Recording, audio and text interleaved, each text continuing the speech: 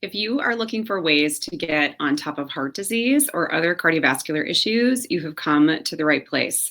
I am Nichole Hirsch Kuechle of My Healthy Beginning, and today I'll be reviewing the Paleo Cardiologist by Dr. Jack Wolfson. This book, which, I should grab, this book was a fun and easy read. And actually, I have to be honest with you, it initially captured my attention because of the book picture. I am a huge, don't judge a book by its cover. If I love the cover of a book, I swear I'll read it without even, caring about the content. So this completely grabbed my attention when I first saw it. So The Paleo Cardiologist, The Natural Way to Heart Health by Dr. Jack Wolfson. So I'm going to just summarize what I read. It was a quick read. It wasn't anything I really had to put my thinker on about, which I loved. And, having a family history of heart issues is, it's an interesting thing. I was writing about this last week where, I have really decided that history doesn't have to be my history, right? And then by continuing to heal both the physical degeneration, as well as the emotional, detoxing the emotional side and always going to work on that is going to take me far further than it has my ancestors. So that's something that I'm committed to. So when I stumbled upon this, I knew it was something that I had to review and share. So what I love about this book is that each chapter ends with, let's see if I can show you like that, ends with a great tip, a case study, and an action plan. So a lot of times we'll read a book and we'll just be sort of overwhelmed with what we've read and sometimes get that paralysis of like, there's so many things to do. I don't know where to go from here. So this makes it super easy. That action plan has like 5 or 7 things on it, and you don't have to do all of them, but it's a succinct way of being able to look at your health in a preventive manner. And there may be some cleanup to do based on, what's already occurred for you in your health. But this is a really fun way of taking it on and putting into existence for your own well-being, how to take responsibility of your health. He opens with cholesterol and a look at where we went wrong with our nutrition. So he really explains the highs and the lows, what needs to be high, what needs to be low, where we are as a society, where you might be falling individually, and where the big mess up with nutrition has played hugely into that. And obviously some tips and tricks in there as well, which I think is fantastic. And, one of the things that I see is some people initially struggle with that high cholesterol when they are eating a paleo diet. And that's not always such a bad thing. So I really love how he disseminates that in there. He talks about what he calls the Prozac Dilemma and how big pharma isn't actually working in our best interest. I've shared, my history before, and we'll do it till the day I die. Yes, I was on Prozac. I think I was 19 years old, maybe 20. I can't remember, 19 or 20 years old. I didn't realize that what had happened to me the summer previous, like 4 to 5 months earlier, I had been date raped, and I had just did this thing called dissociated and, didn't really think anything of it. It was really hard to tell my boyfriend and, at the time, and then I came home and I slid into this depression. I'm talking fast. I didn't see it coming. Panic attacks. I couldn't remember how I got to, the school when I was driving down to the U, couldn't remember where I parked. It was super scary. And I remember we got on the phone with the therapist that I was seeing at the time. And she said, well, what was the last doctor appointment you were at? And I said, well, it's my gynecologist. And she was like, great, you need to call him and share what's happening. So we call him up and he says, okay, kiddo, well, we're just going to give you some Prozac. And I remember at the time thinking, well, that was like a quick conversation. That only took a few minutes for you to determine that that's what's been needed. And I've been working with you for years, 5 years or something at that point.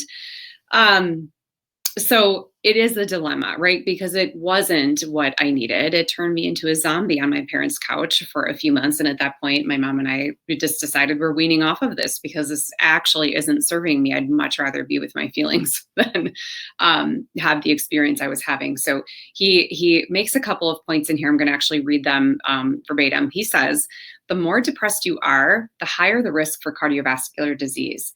He mentioned a study suggesting asking yourself this very question. In the last month, have you felt so sad, discouraged, hopeless, or had so many problems that you wondered if anything at all was worthwhile? If you answer yes to this question, your risk of heart disease more than doubles. Now, just look around at the people in your, family and your friends and your environment, your neighborhood, your work culture. How many people would answer yes to that question, particularly right now? So, do you see why taking control of your health is just so super important? When speaking to the downside of drugs, particularly statins, where the risk of death is only reduced by 4%, like, I don't know if that's worth it. Definitely not worth it for me. He said this: heart disease does not occur because the body lacks Lipitor, Crestor, or Zipitor. All disease is from poor nutrition and chemicals sprinkled with stress and inactivity. 100%. I see that 100% of the time in here. He also speaks to the dangers of drugs for managing heart rhythm in particular, and notes big pharma is just not interested in the root cause. So, where he is coming from, right, is root cause is what are you feeding your body? What are you putting on your body? What are you surrounding yourself with? Even what's your environment like, right? So what that like company culture, your home environment, those are really important things to think about when we talk about managing our overall health and well-being. He does also suggest extra heartbeats are from nutrient deficiencies and metals and toxins, but are never a result of lack of pharmaceuticals. So that's one of the things that we can test for here in our office using the heart sound recorder.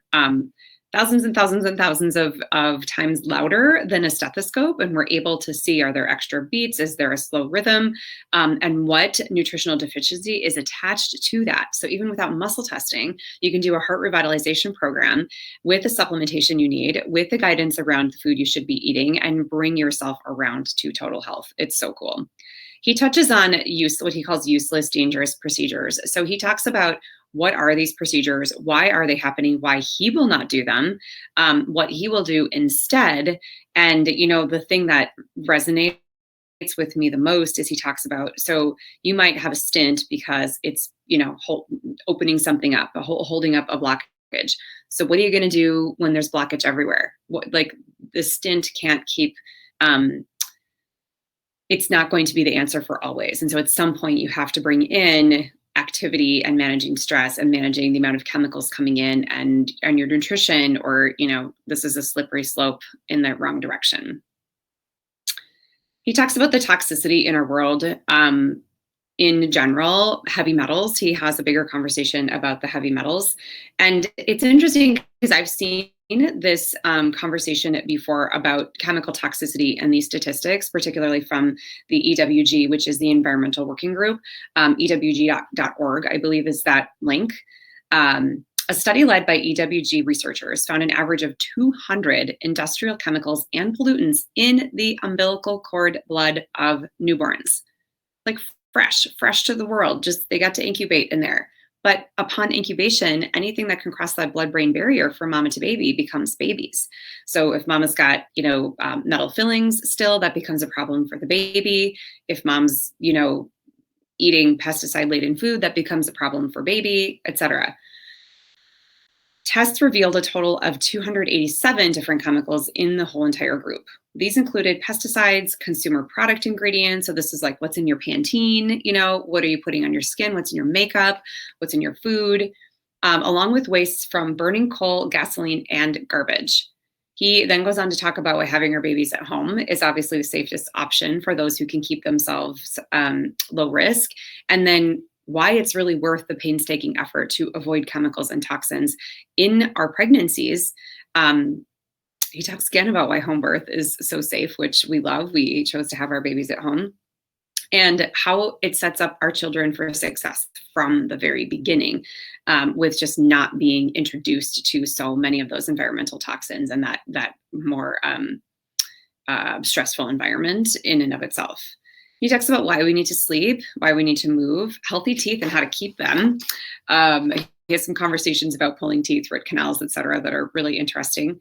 What to drink, what to supplement your body with. And then he ends up giving his top 20 preferred blood tests. So recommended supplementation includes whole food vitamin, hawthorne, chlorella, it's a great chelator, magnesium, which we are all deficient in. And actually what I love is Standard Process just came out with, they had this powdered Easy Meg, which I loved because it was like a pixie stick, but now they've reformulated and that's in a tablet form. So it's exciting to have that back in the office.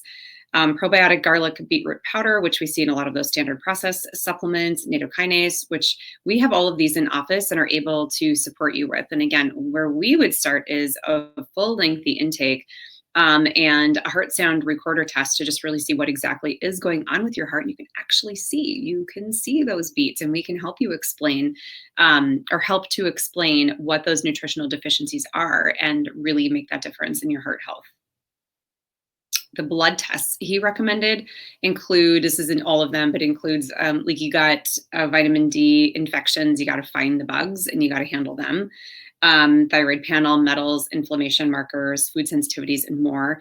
And here within the next month, we'll be offering some finger pricks, urine and saliva testing here. So we'll be able to do labs here in the next month, which is really exciting and kind of a leaked secret we're very excited about.